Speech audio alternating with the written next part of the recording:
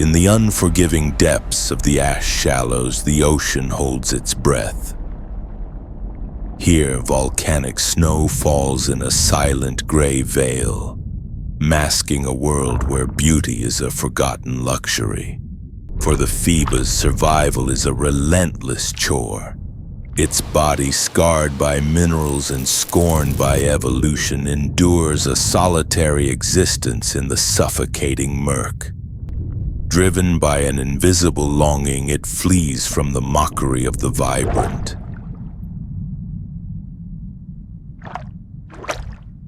A distant cobalt light flickers in the dark, a call that its resilient soul cannot ignore. Within a calcified tomb, a legend lies fading. The once magnificent guardian is now a prisoner of stone, her light suffocated by the very ocean she once protected. But where there is weakness, there are predators.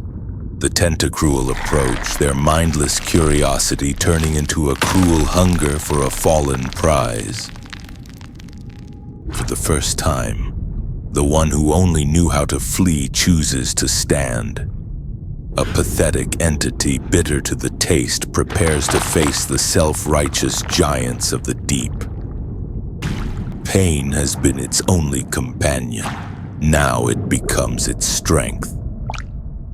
Feebas throws its fragile frame into the fray, a shield of flesh against a tide of malice. Humiliation is cast aside. Beneath those dull eyes lies a soul that refuses to fall, enduring the crushing weight of a world that never wanted it to exist.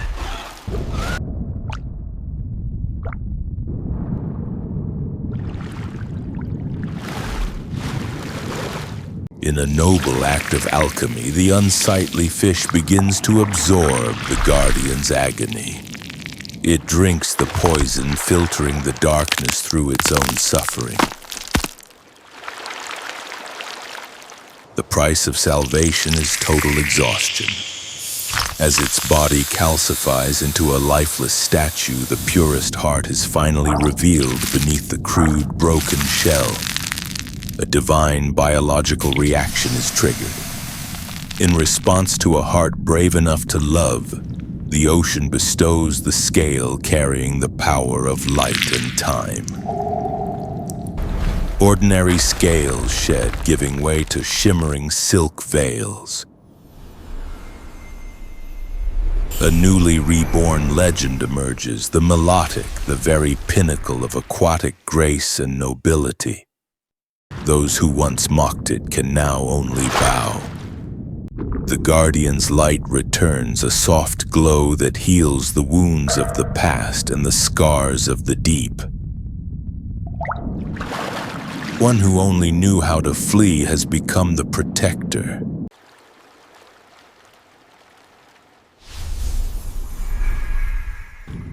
With every stroke of its fins, the ash dissipates and the ocean breathes once more. The humble beginning has led to a magnificent end. The cycle of life is restored, and the once shunned soul now guides the vibrant and the weak alike. True beauty was never absent. It was merely waiting for a heart brave enough to reveal it. The ash shallows are no longer a tomb, but a sanctuary. In the deep blue, a newly reborn legend leaps toward the sun, a testament to the power of compassion over the cruelty of the world. The Guardian has claimed biological control over the territory.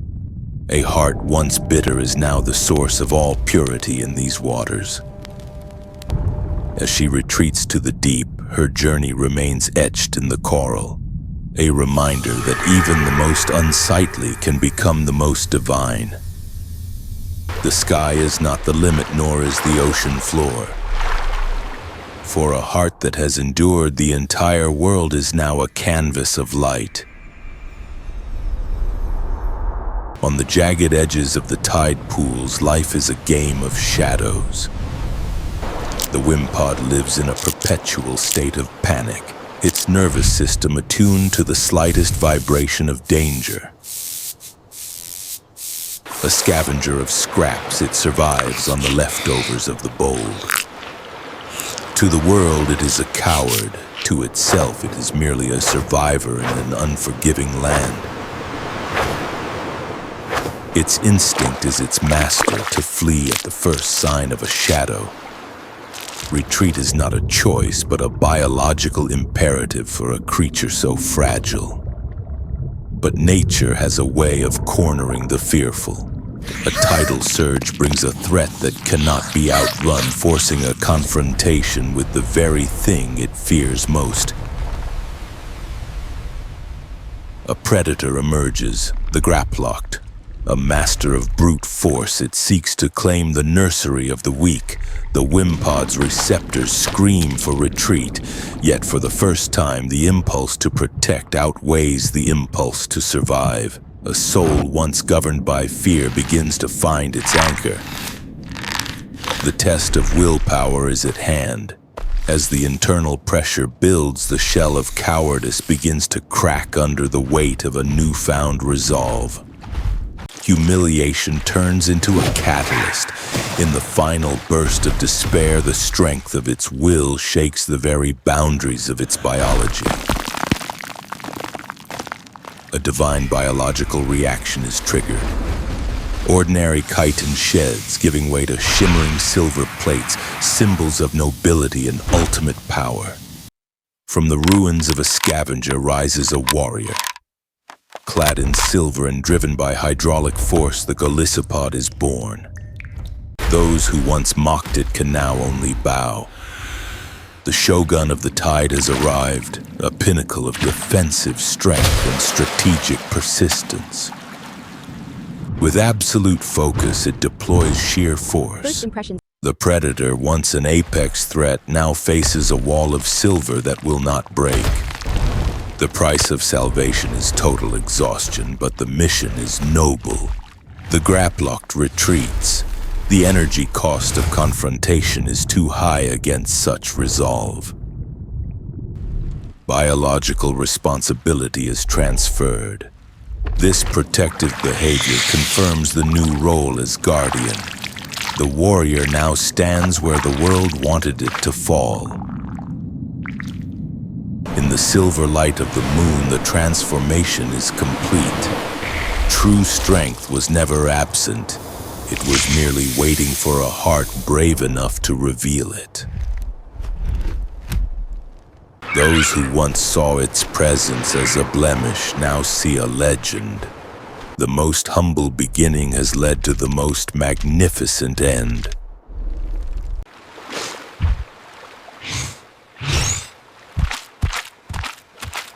The Guardian has claimed biological control over the territory. Destructive power is now the symbol of authority and maturity.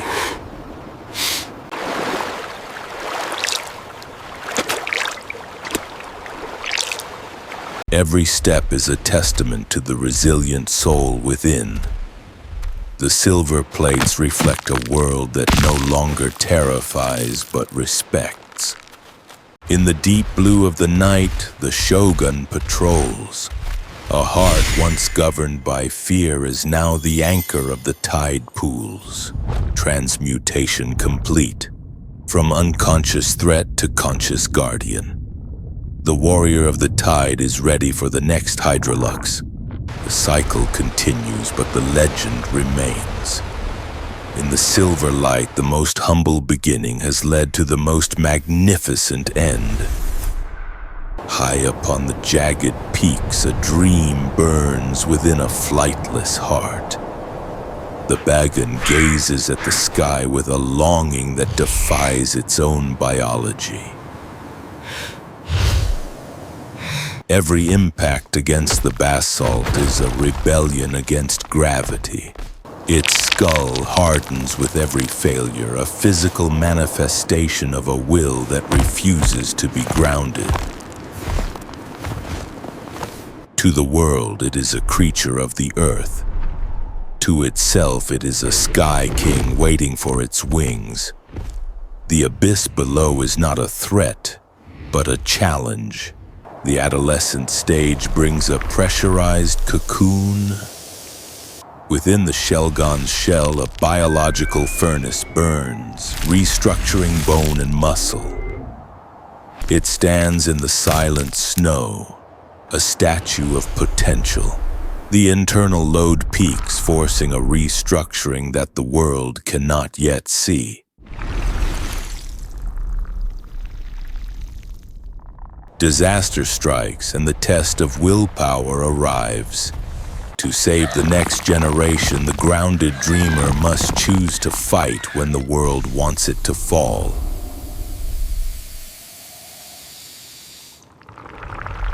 The price of salvation is a leap of faith. In a final burst of despair, it shakes the very boundaries of life and death. The shell shatters, releasing the power that was always destined. Ordinary bone gives way to shimmering crimson wings, symbols of nobility and ultimate power. The Sky King has ascended. No longer a prisoner of the earth, the Salamence claims the stratosphere.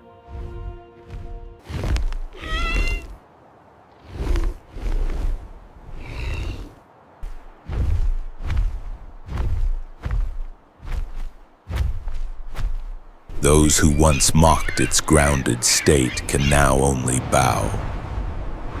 The newly reborn legend emerges, a pinnacle of aerial grace. The journey from the dust to the stars is complete. In the golden hour of the peaks, we witness the ultimate triumph of the spirit.